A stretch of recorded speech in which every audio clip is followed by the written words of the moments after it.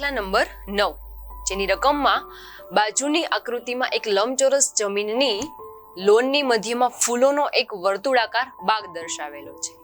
તો 4 પ્રશ્ન આપેલા છે. પહેલો પ્રશ્ન છે કે બધી જ જમીનનું ક્ષેત્રફળ શોધો, એટલે કે આખા લંબચોરસ બાગનું ક્ષેત્રફળ શોધવાનું છે. બીજો પ્રશ્ન છે બાગનું ક્ષેત્રફળ શોધો, એટલે કે વચ્ચેનો જે બાગ છે એનું ક્ષેત્રફળ શોધવાનું છે જે વર્તુળાકાર છે. ત્રીજો પ્રશ્ન છે કે બાગ સિવાયની જગ્યાનું ક્ષેત્રફળ શોધો, એટલે કે ચોરસની અંદર જે વર્તુળ સિવાયનો જે બહારનો ભાગ છે એનું ક્ષેત્રફળ શોધવાનું છે. અને ચોથો પ્રશ્ન છે બાગનો પરિઘ શોધો, કે જે વર્તુળાકાર બાગ છે તેનો પરિઘ શોધવાનો છે. અહીંયા 4 અલગ અલગ સૂત્રના ઉપયોગ કરવાના છે.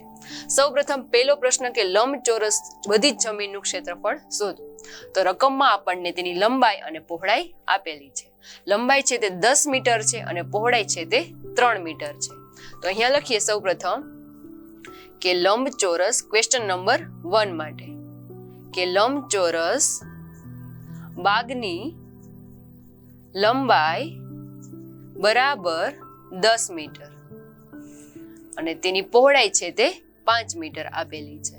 તો પહોળાઈ બરાબર 5 મીટર. તેથી લંબચોરસ બાગનું ક્ષેત્રફળ બરાબર લંબાઈ ગુણ્યા પહોળાઈ 10 મીટર ગુણ્યા 5 મીટર જે થશે 50 મીટર વર્ગ. આ છે પહેલા પ્રશ્નનો જવાબ. હવે છે બીજો પ્રશ્ન કે બાગનું ક્ષેત્રફળ શોધો. બાગ છે તે વર્તુળાકાર છે અને તે ક્ષેત્રફળ એટલે કે બાગનું ક્ષેત્રફળનું સૂત્ર πr² થશે. તો બીજો પ્રશ્ન છે તે લખીએ કે વર્તુળાકાર બાગનું ક્ષેત્રફળ બરાબર πr², જેમાં પાઈ બરાબર છે તે 3.14 લેવાના છે. 3.14 ગુણ્યા 2 ગુણ્યા 2, કેમ કે વર્તુળની ત્રિજ્યા છે તે 2 સેન્ટીમીટર આપેલ છે.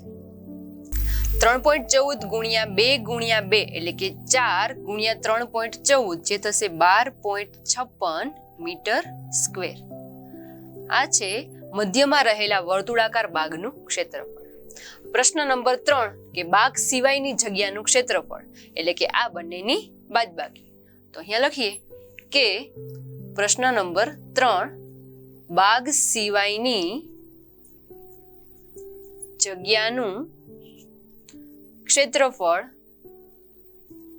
બરાબર બાગનું ક્ષેત્રફળ માઇનસ વર્તુળાકાર અંદરના ભાગનું ક્ષેત્રફળ. તો અહીંયા લખીએ કે લંબચોરસ બાગનું ક્ષેત્રફળ માઇનસ વર્તુળાકાર લોનનું ક્ષેત્રફળ. તો લંબચોરસ બાગનું ક્ષેત્રફળ છે તે 50 મીટર સ્ક્વેર છે માઇનસ વર્તુળાકાર લોનનું ક્ષેત્રફળ 12.56 મીટર સ્ક્વેર છે. 50 માંથી 12.56 બાદ કરીએ જે થશે 37.44 મીટર સ્ક્વેર. એટલે કે આકૃતિમાં જે વર્તુળ સિવાયનો જે બહારનો ભાગ છે તેનું ક્ષેત્રફળ 37.44 મીટર સ્ક્વેર છે. હવે પ્રશ્ન નંબર 4 છે કે બાગનો પરિઘ શોધો. બાગ એટલે કે જે વર્તુળાકાર બાગ આવેલો છે એનો પરિઘ, તો વર્તુળના પરિઘનું સૂત્ર 2πr મૂકીએ. તો ક્વેશ્ચન નંબર 4 અહીંયા લખીએ કે બાગનો પરિઘ જેનું સૂત્ર 2πr, જ્યાં પાઈ બરાબર 3.14 લેવાના છે. તો 2 ગુણ્યા 3.14 ગુણ્યા r એટલે કે વર્તુળાકાર ભાગની ત્રિજ્યા જે રકમમાં 2 સેન્ટીમીટર આપેલ છે કે 2 ગુણ્યા 2 4, 4 ગુણ્યા 3.14 એટલે કે 12.56 મીટર સ્ક્વેર. પરિઘ છે એટલા માટે રકમ આવશે મીટર. તો આ છે વર્તુળાકાર બાગનો પરિઘ. અહીં જોઈ શકાય છે કે વર્તુળાકાર બાગનું ક્ષેત્રફળ અને પરિઘ આ બંને સરખા છે અને આ લંબચોરસ બાગનું ક્ષેત્રફળ અને તેની બહારની ભાગનું ક્ષેત્રફળ શોધેલું છે.